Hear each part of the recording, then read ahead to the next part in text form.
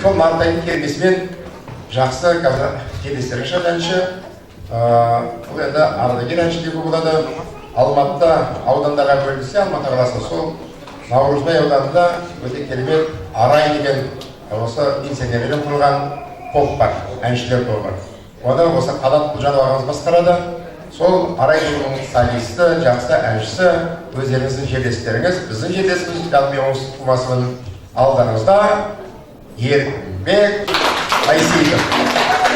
Еркінбек Байсейітов. Құдаш Байсейітовға еркінбек қойылды.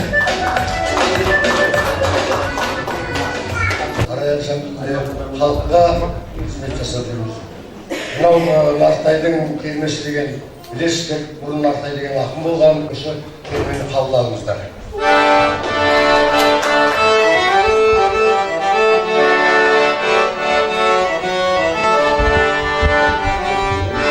Өлтірер бөлер Нартайман,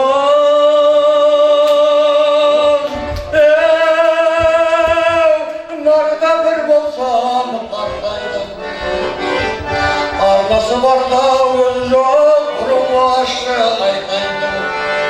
Нұрдарда ол тыңдайдай, қайыр алтайдым. Тұзағы түстім ойламай, кәрілік деген сайтарым. Бұлалап киген асаудай, бұлқынып алап қашырмай, басымды ғана шайқайдым.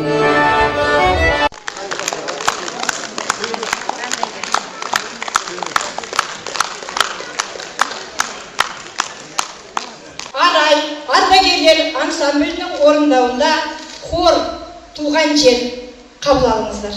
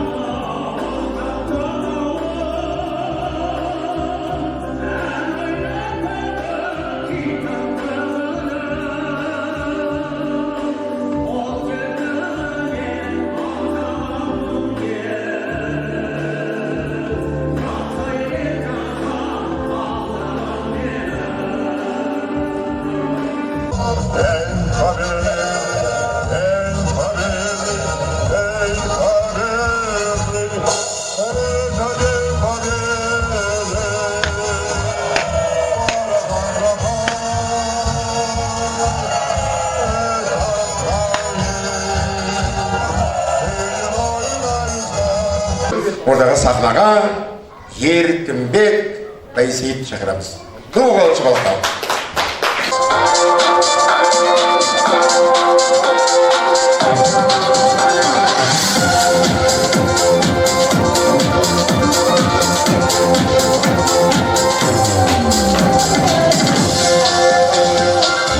Oh,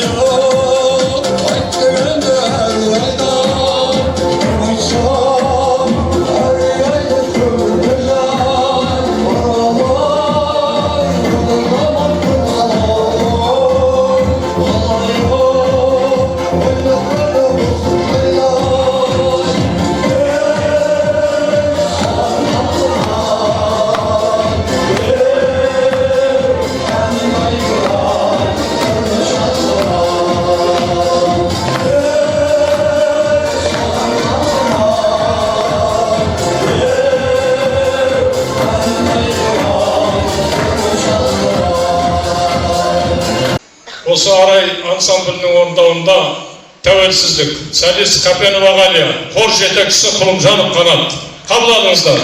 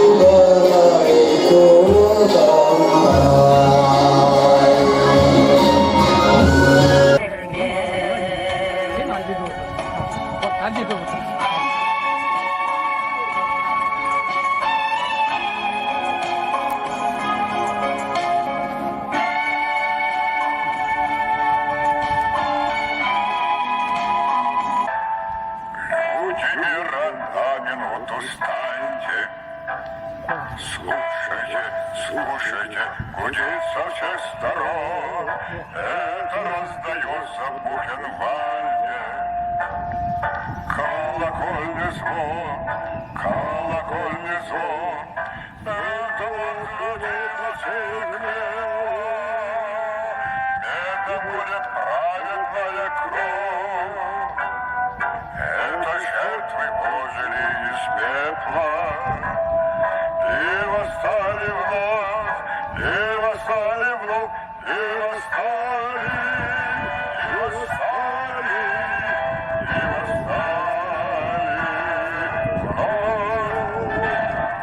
восстали вновь, и восстали, и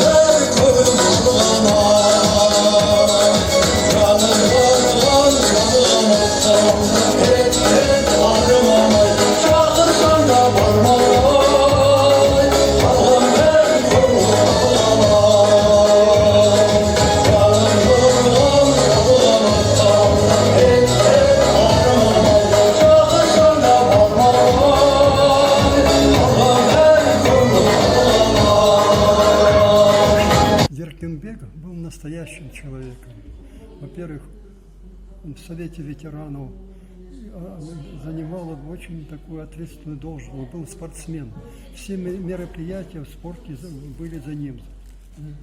В то же время он участвовал в хоре «Рай», ансамбль «Рай». И был не на плохом месте, был ввиду это солистом был в этом хоре. Поэтому я преклоняюсь перед ним. Это был человек с большой буквы. Семьянин отличный, у него отличные дети были, отличные внуки и правнуки. Поэтому пусть земля ему будет пухом. Добрым словом мы его будем вспоминать. Халайық, мына Еркінбек біреулеріңізге аға, біреулеріңізге әке, біреулерімізге дос, еңбек жағында, өнер жағында іргелес болып, бір-бірімізбен қатар өнерімізді халқымызға паш етіп, өлең айтып жүрдік. Еркінбектің адамгершілігі, адалдылығы, тазалығы, ол балаларын айтпайық, біздің де қасында жүргенде сол адалдылығына біз басымызды иетінбіз. Достыққа сенімділігі, достықтың қадірін білетін азамат. Ол осы көре алмаған қызығын осы бала шағаларына, ұрпағына тілейміз.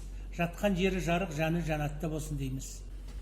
Аяқ астынан өмірден өткен досымыз Еркінбекпен біраз жылдан бері осы Арай қорында бірге жүріп, бірге өлең айтып, бірге күй тартысып дегендей жүріп дегенде ол аяқ астынан осындай жағдайға душар болып өмірден өтіп жатыр. Оған енді өзінің жарына, бала шағаларына қайғырып, көңіл айтамын. Өмірде сондай ақ көңіл, жақсы кісі болды, досқа адал болды. Енді өмірдің өзі солай шығар. Аяқ астынан досымызды алып кетті Алла Тағала.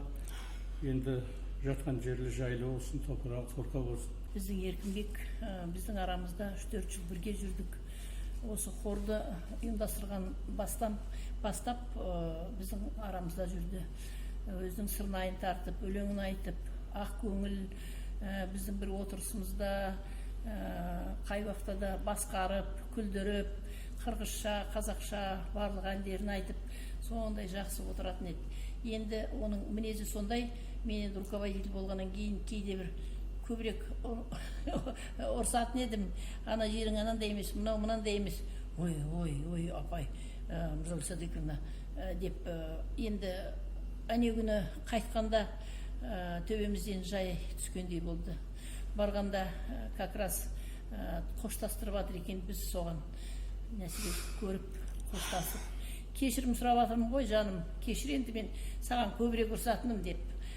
Біз соның алдында ғана бір 3 күн бұрын мына 75 жылдыққа военный темаға концерт онлайн жасағанбыз. Сонда немен джинсымен келіпті, қызыл туфлимен. Мен айттым, бүгін тағы ұрсатын болдым ғой, ана туфлиң не, джинсың? Ойбай, байқамай қалыппын. Мен айттым, үстіне шинель киесің ғой. Бүйтіп жауып қоям ғой деп.